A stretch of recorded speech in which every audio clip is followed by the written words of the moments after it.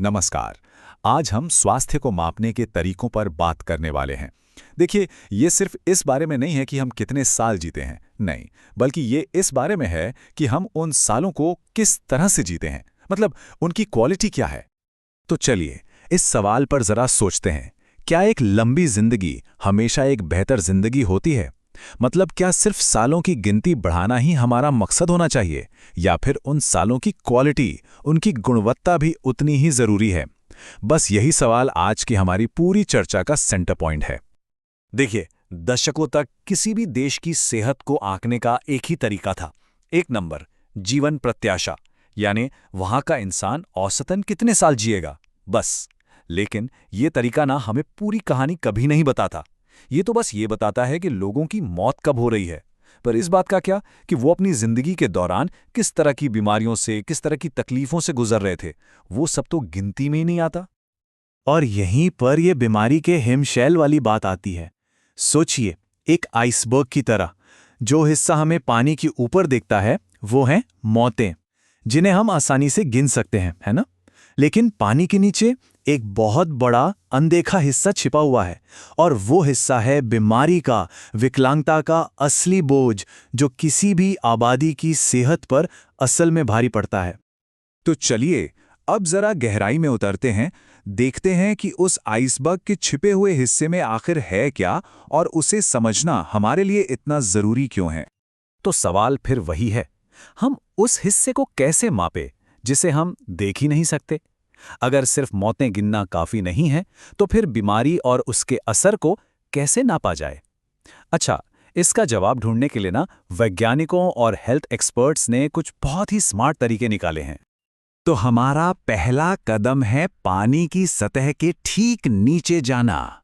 यहां हम देखते हैं रुग्णता, मतलब बीमारी की क्या हालत है, और अक्षमता को मापने वाले इंडिकेटर्स को। ये वो टूल्स हैं जो हमें बताते हैं कि समाज में लोग कितने बीमार हैं और इसका उनकी जिंदगी पर क्या असर पड़ रहा है।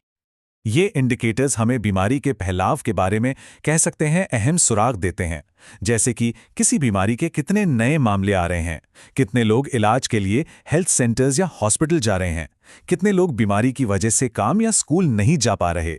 ये सब चीजें मिलकर हमें सिर्फ मौतें गिनने से कई ज्यादा गहरी और साफ तस्वीर देती हैं। ठीक है, तो हमने बीमारी को तो गिन लिया, पर सिर्फ बीमार होना ही तो पूरी कहानी नहीं है ना, है ना? असल सवाल तो ये है कि इसका रोजमर्रा की जिंदगी पर क्या असर पड़ता है।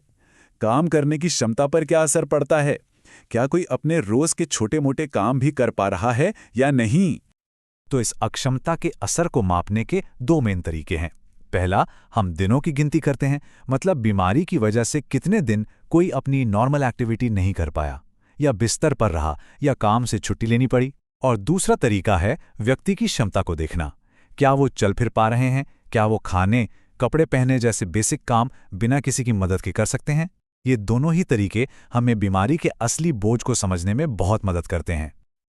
अब हम और भी गहराई में जा रहे हैं, एक ऐसे लेवल पर जहां हम सिर्फ बीमारी या अक्षमता को नहीं, बल्कि जिंदगी की क्वालिटी को मापते हैं। इसे आप स्वास्थ्य के लिए एक नई करेंसी की तरह समझ सकते हैं।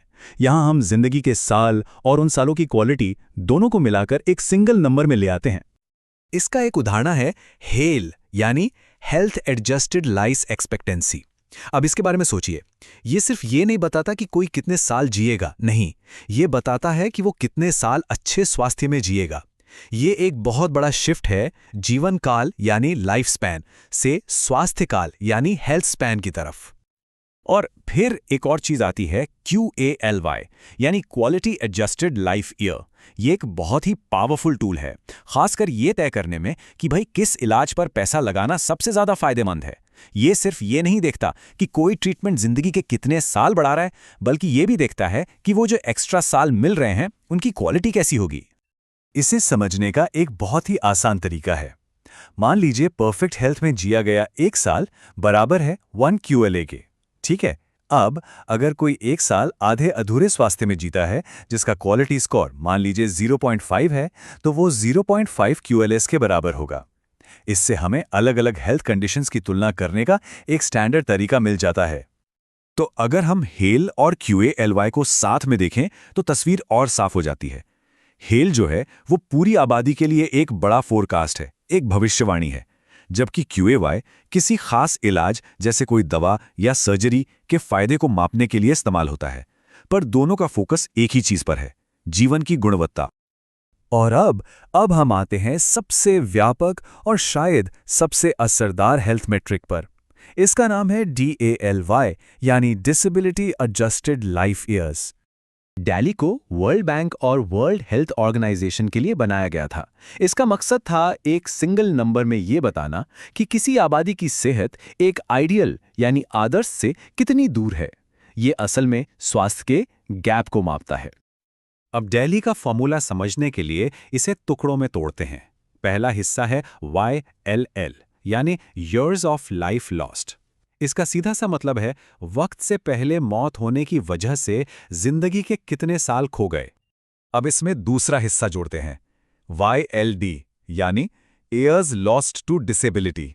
ये उस असर को मापता है जो किसी बीमारी या चोट के साथ जीने से पड़ता है।